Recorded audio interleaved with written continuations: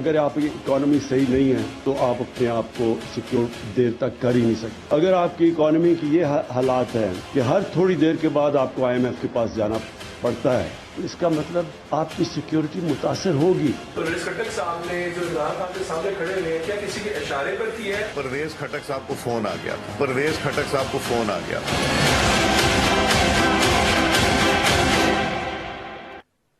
السلام علیکم ناظرین، پروگرام ماسٹر کے ساتھ میں ہوں شاہد میتلا. وزیر اعظم نے کل قومی سلامتی پالیسی کا اجرا کر دیا، تاہم انہوں نے ایک بہت ہی انٹرسٹنگ بات کہی کہ اگر آپ کی اکانومی مضبوط نہیں ہوتی تو آپ کو کسی نہ کسی طرح سے دفاع پر کمپرومائز کرنا پڑتا ہے، سیکیورٹی پر کمپرومائز کرنا پڑتا ہے.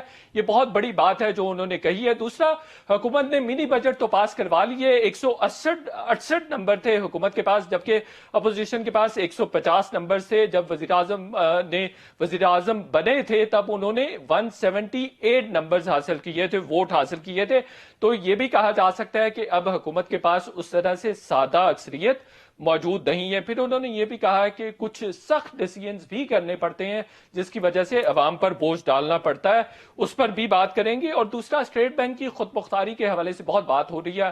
آج بھی احسن اقبال صاحب نے پریس کانفرنس کی ہے، انہوں نے کہا ہے کہ فارن فنڈنگ کیس چونکہ اسٹیٹ بینک کی جانب سے ڈیسائیڈ ہونا ہے تو اس لیے بھی جو گورنر اسٹیٹ بینک ہے ان کو نہ ہٹایا جا رہا ہے، اور بلکہ یہ بھی ہے کہ 10 سال کے لیے وہ گورنر رہ سکیں گے. اور IMF کے سامنے پاکستان نے اپنی خود مختاری کو گروی رکھ دی ہے.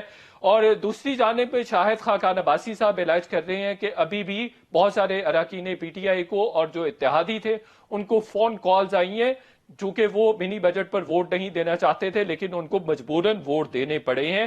وہ کون سے اراکین ہو سکتے ہیں جن کو کالز آئی ہیں، اس پر بات کریں گے.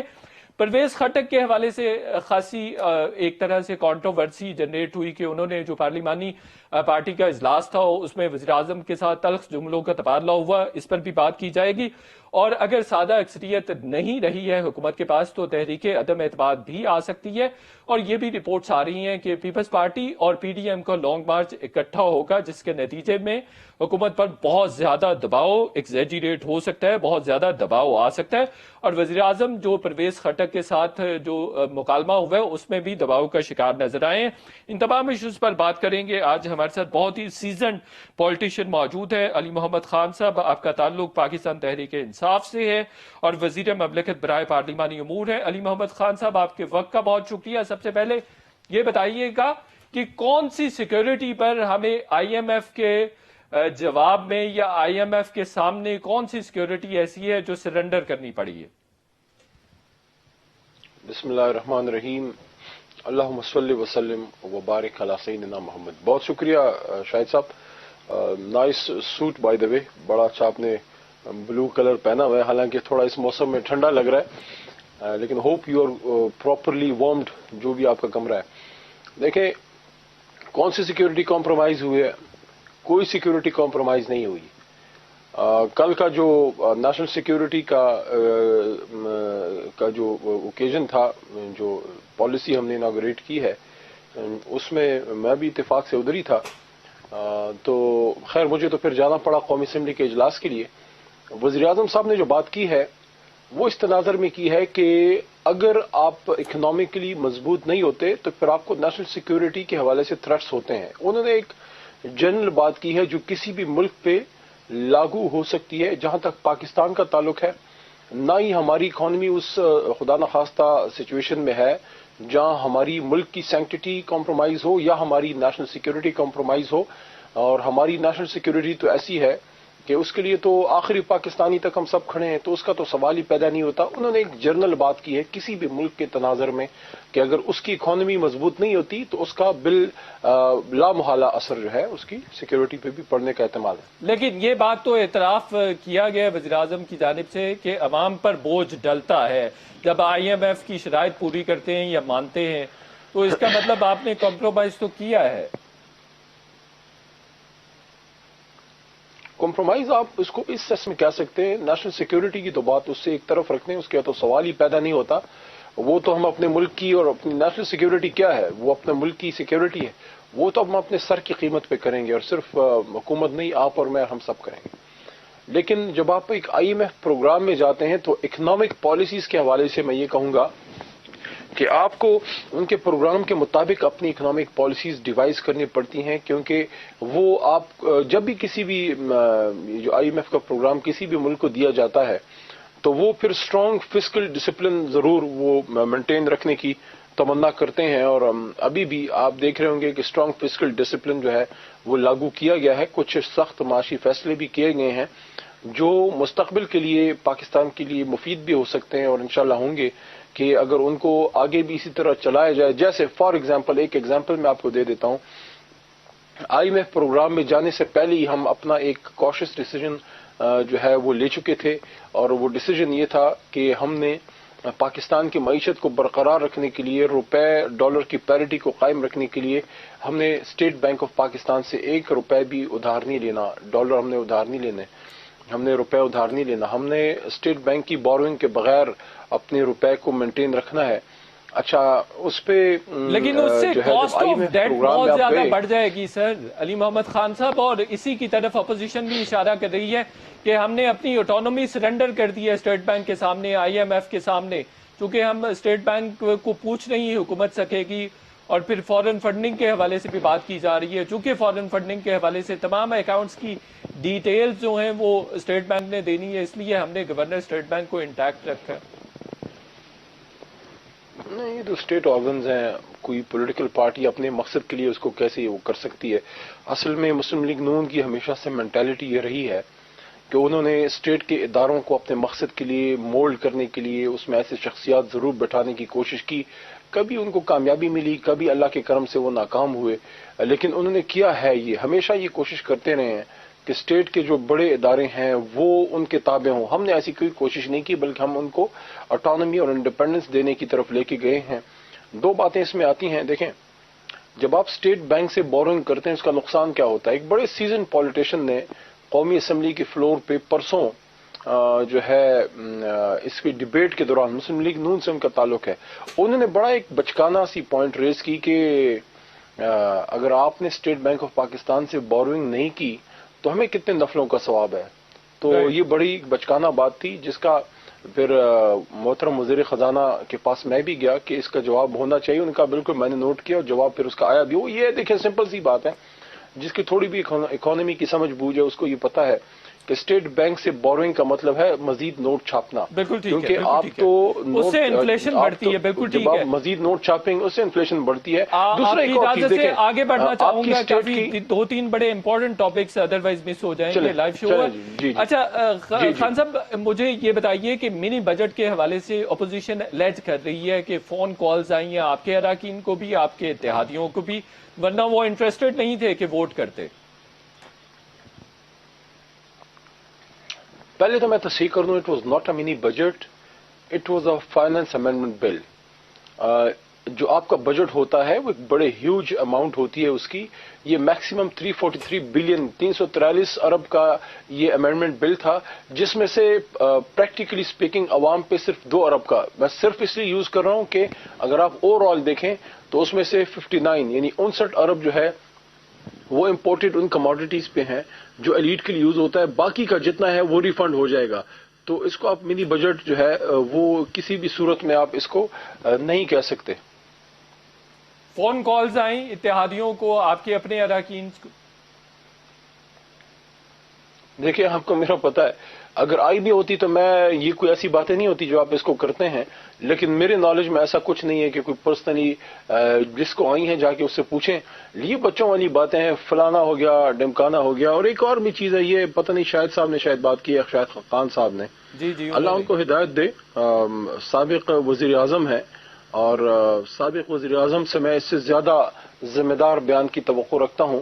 لیکن ظاہر ہے ایک آدمی جب اپنے دم پہ وزیر اعظم بنتا ہے، جب وہ ایک عوامی آدمی ہوتا ہے، جب وہ ایک پاپولر موومنٹ کے ذریعے آتا ہے جیسے عمران خان صاحب ہیں، وہ پھر اپنی بات کرتے ہیں جو ریموٹ کنٹرول سے چلتے ہیں، جن کی ریموٹ کنٹرول کی ڈوریں شریف فیملی کے گھر سے چلتی ہیں، جو دفتر جانے سے پہلے بھی پوچھتا ہے کہ میں دفتر جاؤں یا نہ جاؤں یا کس وقت نکل آؤں.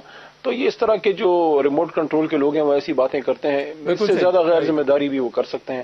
میرے خیال میں ایک سابق وزیر اعظم کو ذمہ داری کا ثبوت دینا چاہیے.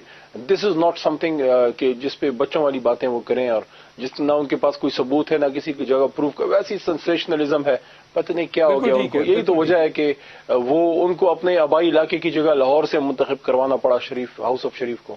بالکل صحیح ہے. سادہ اکثریت نہیں رہی ہے, چونکہ منی بجٹ میں آپ 168 نمبرز حاصل کر سکے ہیں, تو آپ کے خلاف نو کانفیڈنس موشن بھی آ سکتی ہے, جس کے نتیجے میں حکومت اور آپ لوگ گھر جا سکتے ہیں.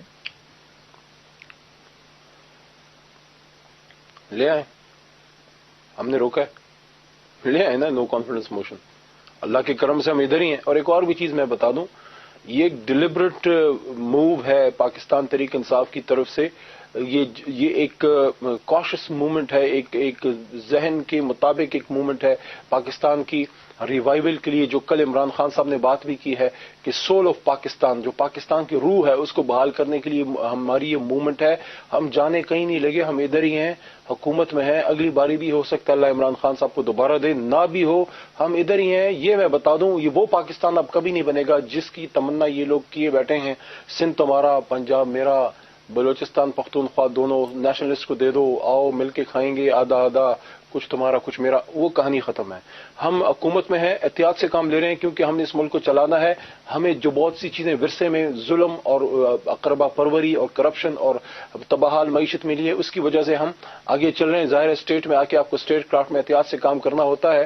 خدا نخواستہ اگر اس طرح کے لوگ جو ہیں ڈرامے کر کے آ جاتے ہیں اپوزیشن میں, پھر ان کو تگنی کا ناچ مزید نچائیں گے. ہم ادھر ہی ہیں جب تک پاکستان ٹھیک نہیں ہوتا, ہم ادھر ہی ہیں جب تک پاکستان ٹھیک نہیں ہوتا. زرداری صاحب اور نواز صاحب سن لیں, آپ کدھر ہی نہیں جا رہے. ہمارے سارے انڈے اسی پاکستان کے باسکٹ میں پڑے ہیں. ہماری قبریں بھی ادھر ہیں اور ہمارے ذرائع آمد و رفت بھی ادھر ہیں اور ہمارے ذرائع رسل و رسائل بھی ادھر ہیں. جانے ہم کدھر ہی نہیں لگے, ادھر ہی ہیں جناب, ادھر پکے بیٹھے ہیں آپ کے سامنے. یا کبھی حکومت میں ہوں گے, کبھی اپوزیشن میں ہوں گے, لیکن اس ملک کو ٹھیک کر کے جائیں گے. یہ میں بتا دوں جی, یہ جن کے یہ میری بات شاید میتلا سن لیں, شاید میتلا میری یہ بات سن لیں, آپ کو جذباتی بات لگے گی, یہ بات میری سن لیں. جن کے بدن میں حرام داخل ہو جائے, جو اپنے ملک مادر کو لوٹ کے کھا جائیں, ان کا مقابلہ کرنے کے لیے جو لوگ نکلے جن کے پیچھے اللہ ہو, بے شک ہم میں اتنی عقل نہ ہو, ہمارے ایمان میں مضبوطی ہے, اس ملک کو ٹھیک کر کے جائیں گے. مشکلات عارضی ہیں, 3-4 مہینے میں انفلیشن کا جو جن ہے وہ آہستہ آہستہ قابو ہوگا, یہ مہنگائی کا, اور پھر آگے جتنے اکنامک میجرز ہیں آپ جانتے ہیں ان چیزوں کو. آج پاکستان کا 2018 میں جب ان کی حکومت ختم ہوئی, $9 ارب کا آپ کا فوریکس ریزرو تھا, جو اب $19 ارب سے $20 ارب تک پہنچ چکا ہے. آپ کا ایکسپورٹ بڑھ رہا ہے. ایک آخری بات, نواز شریف کے دور کی سب سے ہائیسٹ ایکسپورٹ پر منتھ $2 ارب تھی, ہماری $3 ارب کو ٹچ کر رہی ہے. صرف یہ مہنگائی کا یہ مسئلہ ہے, 3-4 مہینے میں یہ کنٹرول میں آتا ہے, پھر انشاءاللہ ان کو قریب ہی نہیں پھٹکنے دیں گے. علی محمد خان صاحب, آپ یہ بات کر رہے ہیں, لیکن وزیر اعظم صاحب تو پارلیمانی پارٹی کے اجلاس میں خاصے دباؤ میں نظر آئے. جب پرویز خٹک صاحب کے ساتھ ان کا مکالمہ ہوا, انہوں نے کہا اگر آپ مجھ سے مطمئن نہیں ہیں تو میں حکومت کسی اور کو دے دیتا ہوں. دیٹ مینس کہ وہ بہت زیادہ پریشر میں ہے. یہ تو بات بالکل ہی یکسر غلط رپورٹ ہوئی ہے. پہلے تو عمران خان صاحب میدان چھوڑنے والے آدمی نہیں ہیں, اور وہ آخری دم تک لڑنے والے آدمی ہیں. ہاں, انہوں نے یہ بات کی تھی کہ میں ادھر اپنی جائیدادیں بنانے نہیں آیا, نہ اپنی فیکٹریاں بنانے آیا ہوں. یہ کوئی مشکل فیصلے میں لے رہا ہوں, میں اس ملک کے لیے لے رہا ہوں. اگر اس مشکلات میں ہمارے ساتھ ہم اکٹھے چل سکتے ہیں تو چلیں گے, نہیں تو پھر گھر چلے جاتے ہیں. لیکن میں اس سٹیٹس کو, اس مافیا کے سامنے, میں سٹیٹس کو کے سامنے میں ہتھیار نہیں ڈالوں گا, میں کھڑا رہوں گا. اور اس پہ جس طرح سے پارلیمانی پارٹی نے ان کو سپورٹ کیا ہے, میں پی ٹی آئی کے ممبر کو تو چھوڑیں, اب ہمارے جو ایلائز ہیں وہ اتنا جذباتی ہوئے, انہوں نے کہا کہ ہم نے پہلی بار ہمیں ملک میں مخلص وزیر اعظم ملا ہے. لیکن پرویز خٹک نے کیوں کہا کہ اور انہوں نے یہ بھی کہا, انہوں نے یہ بھی میری بات سن لیں, آپ نے تو ہر طرح کے ڈرامے سنے ہوں گے نا, اس آدمی سے سن لیں جو اندر بیٹھا, اس کے لیفٹ سائڈ پہ 2 بندے چھوڑ کے میں بیٹھا ہوا تھا. ہمارے پی ٹی آئی ممبرز کو تو چھوڑیں, ہمارے ایل آئیز ممبرز نے کہا کہ نہ میں فنڈ چاہیے نہ میں کچھ چاہیے, ہم آپ کے ساتھ کھڑے ہیں اس پاکستان کو ٹھیک کرنے کے لیے. اور ہمارے اپنے ممبرز نے پھر یہ بھی کہا کہ ہم فنڈ بھی ہمیں نہیں چاہیے, خان صاحب ہمارے فنڈ بھی آپ اس میں ڈال دیں اگر آپ کو ضرورت ہے پاکستان کی اکانومی کے لیے, وی آر ود یو. اور تو پرویز خٹک کو کیوں کہنا پڑا کہ آپ مجھے بلیک میل کر رہے ہیں, مجھے آپ بلیک میل نہیں کر سکتے ہیں, اور پرویز خٹک پھر ناراض ہو کے بھی چلے گئے؟ نہیں گیس کا ایک ایشو تھا خیبر پختونخوا کے حوالے سے. پرویز خٹک صاحب کو کوئی غلط فہمی تھی جو پھر اسد صاحب نے دور کی کہ اس کا تو فیصلہ 12 دسمبر کو ہو چکا ہے, وہ تو مسئلہ ہی حل ہو چکا ہے. اس کے بعد everything was fine. The issue was regarding gas. وہ خٹک صاحب نے گیس کے حوالے سے بات کی تھی جو حماد اظہر صاحب کی منسٹری سے اس کا تعلق تھا.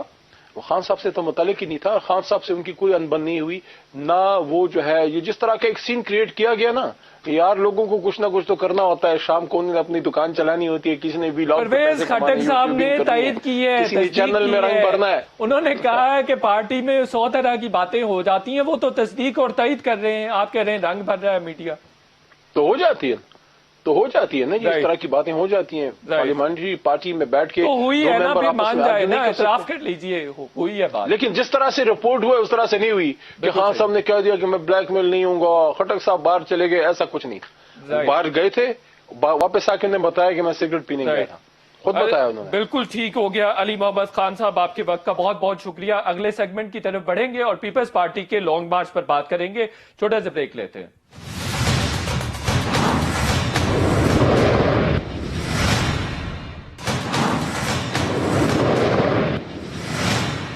ویلکم بیک ناظرین. پیپلز پارٹی کی جانب سے 7 رکنی کمیٹی بنائی گئی ہے جو 27 فروری کے لانگ مارچ کے تمام انتظامات کو دیکھے گی. دوسرا یہ بھی کہا جا رہا ہے کہ شاید شہباز شریف اور مولانا فضل الرحمان کے درمیان ملاقات میں یہ پیغام بھی دیا گیا تھا کہ بلاول بھٹو زرداری بھی شاید پی ڈی ایم کو جوائن کرنا چاہتے ہیں یا پی ڈی ایم کے ساتھ مل کر لانگ مارچ کرنا چاہتے ہیں. لیکن مولانا فضل الرحمان نے ایک طرح سے شرط رکھی ہے, یہ رپورٹ ہو رہا ہے ذرائع کے حوالے سے کہ انہوں نے شرط رکھی ہے کہ اگر Peoples Party P D M join کر لیتی ہے تو پھر جوائنٹ لانگ مارچ ہو سکتا ہے, ادروائز نہیں ہو سکتا. اس پر بات کریں گے. تحریک عدم اعتماد ابھی بھی آ سکتی ہے جبکہ حکومت منی بجٹ پاس کروانے میں کامیاب ہو گئی ہے, اور پی ٹی آئی کی جانب سے بھی آج گھوٹکی سے کراچی کی طرف لانگ مارچ کا اعلان کر دیا گیا. انہی تمام موضوعات پر بات کریں گے. ہمارے ساتھ بہت ہی پیپلز پارٹی کے سینئر رہنما نوید قمر صاحب موجود ہیں, سابق وزیر خزانہ بھی ہیں. نوید قمر صاحب, آپ کے وقت کا بہت شکریہ. سب سے پہلے یہ بتائیے کہ جو پیپلز پارٹی لانگ مارچ کرنا جا رہی ہے اس کے اہداف کیا ہے؟ دیکھیں, الٹیمیٹلی تو ظاہر ہے کہ گورنمنٹ کا چینج جو ہے وہ ہمیشہ ٹارگٹ ہوتا ہے کسی بھی اس قسم کے ایفرٹ کا. اور اب یہ ہم سمجھتے ہیں کہ Imran Khan in person specifically, لیکن P T I government in general جو ہے اب ملک کے لیے ایک بہت بڑا خطرہ ہو گئی ہے. خاص کر یہ پچھلے دنوں میں جو ایک ویسے ہی مہنگائی کا ایک طوفان اس ملک پہ چل رہا ہے, اور اس کے جواب میں ہمیں سولوشن میں اور مہنگائی یہ دیتے ہیں تو لوگ اس کتنا جو ہے برداشت کریں گے. اپوزیشن پہ, تمام اپوزیشن پہ یہ پریشر ہے کہ اب وقت آ گیا ہے کہ ایک چینج آنا چاہیے. اس میں ایک بات کا میں ضرور یہ بات کرتا چلوں کہ پیپلز پارٹی نے ہمیشہ ایک بات کلیئرلی کہی ہے کہ ہم کوئی انکانسٹیٹیوشنل چینج نہیں چاہتے. تو جہاں گورنمنٹ پہ پریشر ڈالنے کی بات ہوتی ہے, ایشوز کو ہائی لائٹ کرنے کی بات ہوتی ہے, وہ تو اندر پارلیمنٹ کے باہر ہم کرتے رہے ہیں اور کرتے رہیں گے. اور جو بھی چینج ہوگا وہ سرٹنلی آئین کے دائرے کے اندر ہوگا. نوید قمر صاحب, آپ کو کیسے یقین ہے کہ آپ کے لانگ مارچ کے نتیجے میں کچھ چینج ہو جائے گا, کچھ تبدیلی آ جائے گی؟ دیکھیں, یہ یقین پہلے سے ہوتا ہے یا مارچ کرنے کے بعد آتا ہے؟ ظاہر ہے کہ جیسے جیسے یہ تحریک شروع ہوتی ہے تو حالات جو ہیں وہ خود ہی بڑھتے جا رہے ہیں. ہماری اپنی تاریخ میں بھی کئی دفعہ یہ ہوا ہے, لیکن انفارچونیٹلی کہ جو میں نے پہلے بات کہی, ہمارے پاس دونوں ایگزامپلس ہیں. تحریکیں چلتی ہیں, پریشر بڑھتا ہے اور گورنمنٹ چینج ہو جاتی ہیں, یا تحریکیں چلتی ہیں, پریشر بڑھتا ہے اور اس کے بعد ایک اور تیسرے قسم کی حکومت آ جاتی ہے جو کہ اس ملک کے لیے جو ہے بہت نقصان دہ ہوگا. تو ہم چاہ رہے ہیں کہ اس کو اس طرح سے لے چلیں. بالکل صحیح. تو یہ بھی ایک بات ہے, یہ بھی ایک رائے ہے کہ اگر پی ڈی ایم کے ساتھ آپ کا جوائنٹ لانگ مارچ نہیں ہوگا تو وہ اتنا زیادہ مؤثر نہیں ہوگا. اس کے لیے پیپلز پارٹی کوئی پیغام رسانی بھی کر رہی ہے, شہباز شریف صاحب کے ذریعے مولانا فضل الرحمان کو کوئی میسج وغیرہ بھی بھیجا گیا ہے؟ دیکھیں یہ بیہائنڈ دا سینس تو جو بھی ایفرٹس ہوتا ہے وہ ہمیشہ کیے جاتے ہیں، لیکن ایک بات واضح ہے ہمارے حساب سے لوگوں میں اب اتنا پیشنس نہیں رہا کہ وہ انتظار کر رہے ہیں کہ مارچ کے آخری ہفتے تک یہ ہو، جبکہ مہنگائی جو ہے اور لوگوں کے اوپر بوجھ جو ہے وہ ڈیلی بیسس پہ بڑھتا جا رہا ہے۔ تو اس لحاظ سے ہم نے ایک ڈیٹ اناؤنس کی ہے۔ ظاہر ہے ہم کوشش کریں گے کہ جتنے بھی جو گروپس ہیں ہمارے ساتھ شامل ہو سکیں وہ شامل ہوں اس لانگ مارچ میں، اور ہم بھی ویلکم کریں گے کہ اگر اس وقت جو ساتھی اپوزیشن میں ہیں لیکن ہمارے ساتھ اس لحاظ سے نہیں ہے کہ اب اسمبلی کے باہر، تو ہم بھی چاہیں گے کہ جتنے بھی وہ شامل ہوں تو وہ اچھا ہوگا۔ تو آپ کہہ رہے ہیں کہ آپ پی ڈی ایم کے ساتھ مل کے لانگ مارچ کر سکتے ہیں، جوائنٹ لانگ مارچ بھی ہو سکتا ہے؟ ہو سکتا ہے، کچھ بھی ہو سکتا ہے، ظاہر ہے اگر آبجیکٹو ایک ہی ہے۔ ان چیزوں میں یہ شرائط نہیں ہوتے جو آپ نے پہلے بات کی نا، یہ چیزیں نہیں ہوتی۔ اگر آبجیکٹو ہے چینج آف گورنمنٹ، آبجیکٹو ہے کہ اس گورنمنٹ سے جان چھڑانا اور ایسی کوئی کم از کم حکومت لانا جو کہ ملک کو صحیح ڈیموکریسی کے اس پہ راستے پہ چلا سکے اور لوگوں کے اوپر جو یہ بوجھ پڑا ہوا ہے اتنا بڑا وہ ختم کرے، تو ظاہر ہے کہ اس میں سب کے اور ساتھ بیہائنڈ دی سین آپ نے پہلے کہا اس کے لیے ایفرٹس بھی ہو رہی ہیں۔ بیہائنڈ دی سینس تو ہوتے ہیں نا ہمیشہ۔ دیکھیں یہی لوگ ہیں جن کے ساتھ ہم اسمبلی کے اندر جو ہے وہ تقریباً ایک یونیزن میں کام کر رہے ہیں۔ کوئی موشن ہوتا ہے، کوئی مخالفت ہوتی ہے کسی بل کی، تو ایفرٹ سب کا ساتھ ہوتا ہے۔ تو یہ تو ایک عجیب تو امکان موجود ہے کہ اکٹھے لانگ مارچ ہوگا؟ یہ جی بالکل امکان تو ہر وقت رہتا ہے۔ بالکل ٹھیک ہے، بالکل ٹھیک ہے۔ کیا ہوگا، کس طرح ہوگا یہ پتہ نہیں ہے۔ بالکل ٹھیک ہے، بالکل ٹھیک ہے۔ دوسرا نوید قمر صاحب، آپ نے کہا کہ کانسٹیٹیوشنل چینج آپ چاہتے ہیں، کہ ان ہاؤس چینج کی طرف آپ اشارہ کر رہے ہیں، اس کے لیے تیار ہیں جب منی بجٹ میں اپوزیشن کو شکست ہو چکی ہے؟ دیکھیں منی بجٹ ایک اور چیز ہوتی ہے، اس میں کافی سارے لوگ انوالو ہوتے ہیں۔ یہ جو ہے عدم اعتماد، چاہے وہ سیکرٹ بیلٹ والا ہو یا اوپن بیلٹ والا ہو، اس میں جو طریقہ کار ہے وہ مختلف ہوتا ہے، اور یہ نہیں ہے کہ آج ہی ہم نے جا کے موو کر دیا اور کل ہو گیا۔ ظاہر ہے کہ اس کے لیے ذرا ہوم ورک کرنے کے بعد یہ سب چیزیں ہوتی ہیں۔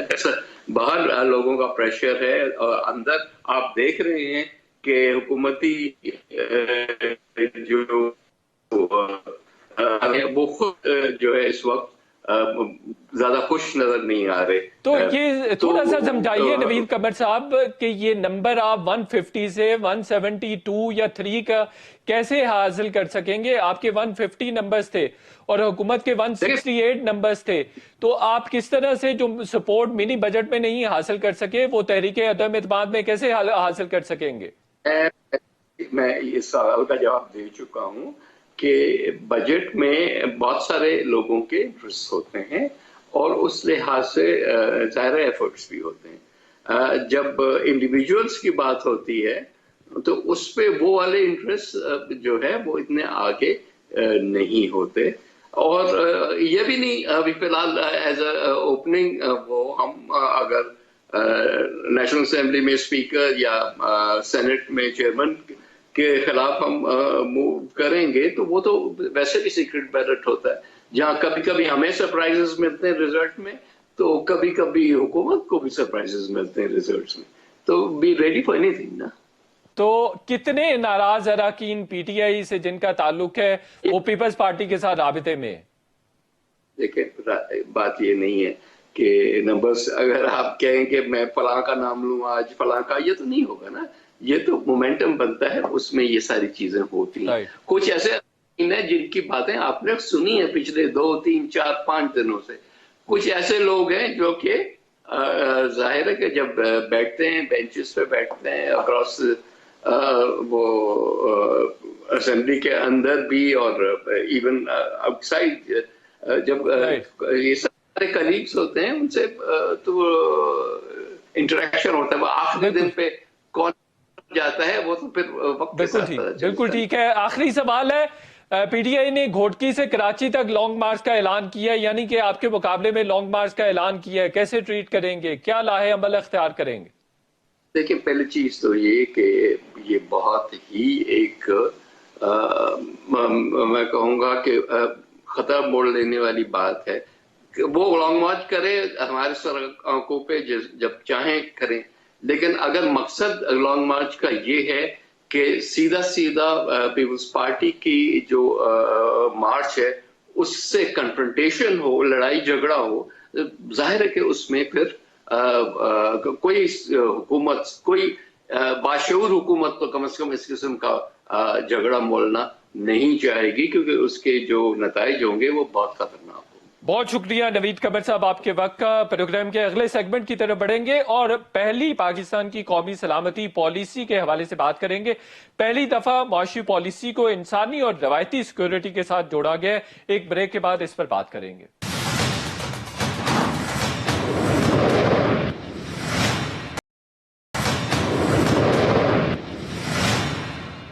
ویلکم بیک ناظرین، وزیراعظم نے کل پاکستان کی پہلی قومی سلامتی پالیسی کا اجرا کر دیا ہے۔ اس میں کہا گیا ہے کہ وسائل کو بڑھا کر انسانی اور روایتی سیکیورٹی پر خرچ کیا جائے گا اور معاشی مضبوطی جو نئی قومی سلامتی کا کارنر سٹون ہوگی۔ اس کے علاوہ انڈیا کے ساتھ بھی اچھے تعلقات کا کہا گیا ہے اور یہ بھی کہا جا رہا ہے کہ 100 سالہ امن پالیسی انڈیا کے ساتھ ترتیب دی جائے گی اور مذاکرات کسی بھی متحارب گروپوں کے ساتھ پہلی ترجیح کے طور پر دیکھا جائے گا اور معیشت پر خاص طور پر فوکس کیا گیا ہے۔ ان تمام ایشوز پر بات کریں گے۔ ہمارے ساتھ لیفٹیننٹ جنرل ریٹائرڈ نعیم خالد لودھی صاحب ہوں گے، شمشاد احمد صاحب سابق سیکرٹری خارجہ ہیں، سیزنڈ ڈپلومیٹ ہیں۔ بہت شکریہ آپ دونوں کے وقت کا۔ سب سے پہلے نعیم خالد لودھی صاحب، آپ اس کو سیکورٹی پالیسی کو کیسے دیکھتے ہیں اور جو جیو اسٹریٹجک پالیسی سے جیو اکنامکس پر شفٹ ہوئے ہیں، یہ اپروچ کیسی لگی آپ کو، اس کے محرکات کیا ہے؟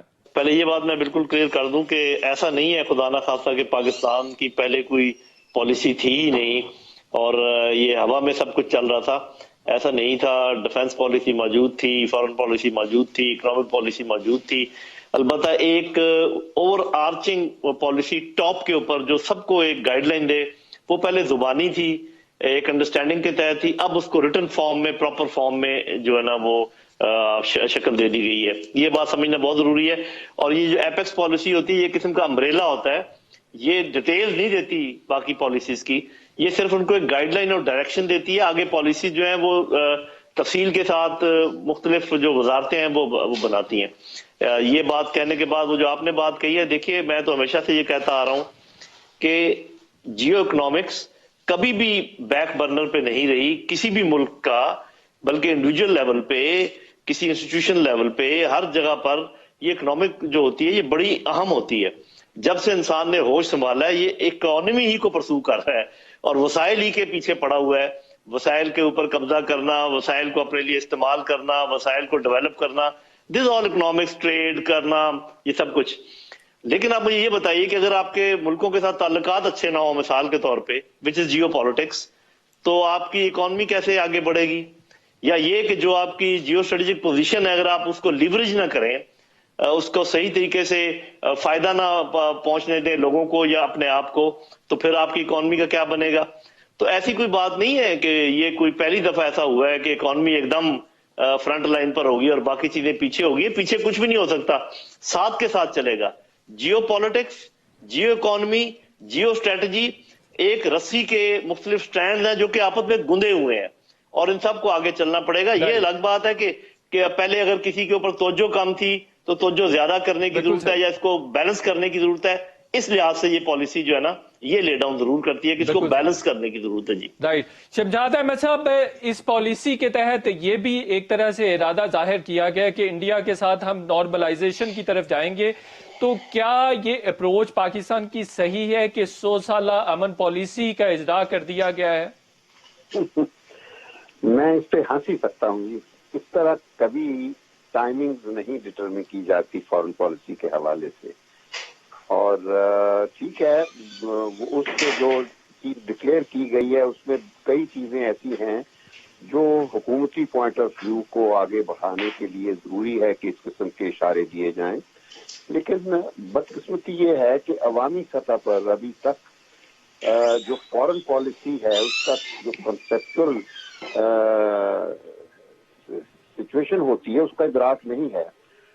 ہمارے ہاں عام طور پر یہ تاثر پایا جاتا ہے، جو مجھے آپ کی باتوں سے بھی نظر آ رہا ہے، کہ جس طرح یہ قومی سلامتی اناؤنس کی گئی ہے، اس کا مطلب یہ ہو گیا کہ اب ہم اپنی فارن پالیسی کا احاطہ اس پالیسی کے تحت کریں گے، اور لکھی گئی جو چیز ہے، حالانکہ جو فارن پالیسی کا بنیادی ڈائریکشن ہے وہ ہمارے آئین میں دیا ہوا ہے کہ ہمارے سب کے ساتھ دوستانہ تعلقات ہوں گے اور اکنامک ریلیشنز ہوں گے، تجارت ہوگی، یہ اس قسم کی باتیں ہر جگہ آپ کو ملیں گی، نظر آئیں گی۔ لیکن جو یہ تاثر ہے نا کہ فارن پالیسی بھی اسی طرح پالیسی ہے ہماری، جس طرح اسٹیٹ بینک کی پالیسی ہوتی ہے، امپورٹ کی پالیسی ہوتی ہے یا ایکسپورٹ کی پالیسی ہوتی ہے، یہ مختلف جو حکومت کی اکنامک پالیسیز ہوتی ہیں، یہ فارن پالیسی لکھی فارم میں ہوتی ہی نہیں ہے۔ بالکل چاہیے، بالکل چاہیے، بالکل چاہیے۔ یہ خبر دے رہا ہوں، فارن پالیسی بنیادی طور پر سم ٹوٹل ہوتا ہے ان قومی مفادات کا جن کے تحفظ کے ذریعے سے آپ اپنی آزادی کو، اپنی جو ہے اسٹیبلٹی کو، اپنی ٹیریٹوریل انٹیگریٹی کو، اپنی خوشحالی کو، اپنی استحکام کو یقینی بناتے ہیں۔ جس طرح میں انڈیا کو سمجھتا ہوں وہ عام آدمی نہیں سمجھ سکتا۔ میں نے انڈیا کے ساتھ وہ ڈائلاگ کیا ہوا ہے جس کے نتیجے میں ایک باقاعدہ میکنزم ڈیولپ کیا تھا پہلی دفعہ 50 سالوں میں پاکستان اور انڈیا کی تاریخ میں، جس کے مطابق ہم نے اپنے مسائل ہندوستان کے ساتھ طے کرنے تھے۔ باقاعدہ ہم نے ایشوز کو ڈیفائن کیا تھا، ہم نے میکنزم کو ڈیفائن کیا تھا، ہم نے سی بی ایمز کا تعین کیا تھا، تو یہ سب چیزیں کی تھی۔ تو یہ 100 سال کی بات کر رہے ہیں نا، یہ ہوا میں جو کہتے ہیں نا غبارے چھوڑنا، یہ وہ بات ہے۔ وہ جب بے وقوف لوگ ہوں ان کے لیے اسی قسم کی چیزیں اشارے دیے جاتے ہیں تاکہ لوگوں کو ایسی باتوں سے اور کنفیوز کر دیا جائے۔ میں صرف یہ کہوں گا کہ ہندوستان کے ساتھ امن اس وقت ہوگا جب ہندوستان اور پاکستان کے مسائل ایکوٹیبل طریقے سے بالکل صحیح، بالکل ٹھیک ہے۔ نعیم خالد لودھی صاحب، کیا ہم کشمیر کو اگنور کر سکتے ہیں؟ کشمیر کی سیٹلمنٹ نہیں پہلی ترجیح ہونی چاہیے اور اس کے بعد نارملائزیشن کی طرف جانا چاہیے؟ اس پالیسی سے تو یہ لگ رہا ہے کہ شاید ہمارے تجارتی تعلقات انڈیا کے ساتھ بحال ہونے جا رہے ہیں۔ دیکھیں جی، اگر یہ کوشش بھی کی جائے تو یہ ممکن نہیں ہے۔ اس کی 2 وجوہات ہیں۔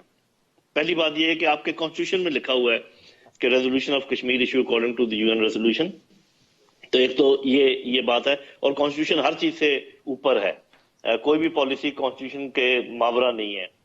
دوسری بات یہ ہے کہ جو پبلک پرسیپشن ہوتی ہے اور جو پبلک موڈ ہوتا ہے اس کے خلاف آپ کوئی پالیسی نہیں بنا سکتے۔ یا تو آپ کو رائے عامہ کو ہموار کرنا پڑے گا اور یا آپ کو اپنی پالیسی تبدیل کرنی پڑے گی، اگر یہ مقصد ہے، کیونکہ ایز سچ یہ لکھا نہیں ہوا۔